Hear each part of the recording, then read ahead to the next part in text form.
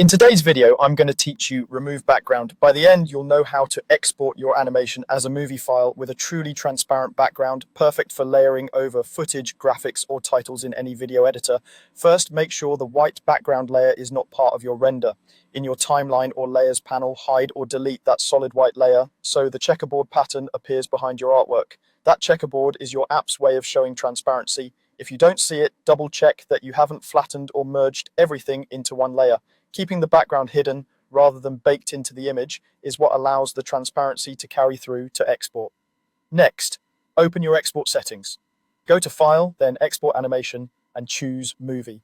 This tells the software you want a single movie file instead of a still image or image sequence. Keep your composition exactly as you want it to appear, frame size, frame rate, and duration, since those will be used for the final file. Now choose the format and codec. Select QuickTime, also known as MOV, as your container. It's widely supported and works with codecs that can include an alpha channel. In the codec options, pick PNG or another codec that supports alpha. PNG is a reliable choice for preserving clean edges and full quality transparency. If you see other options that mention alpha support, those can work as well. Avoid codecs like H.264, which do not support transparency and will fill the background with solid color. Before you export, enable transparency.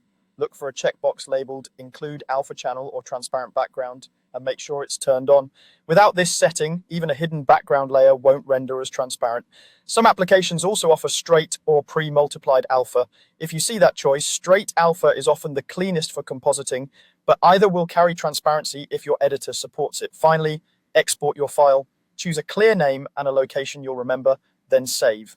The resulting MOV should maintain a transparent background, so when you place it over other layers in your video editor, the underlying content will show through anywhere the checkerboard used to be. If edges look jagged, verify that your original artwork had anti-aliased edges and that you selected a codec with alpha support. That's it. You've successfully created a movie file with a transparent background, ready for seamless compositing in your workflow.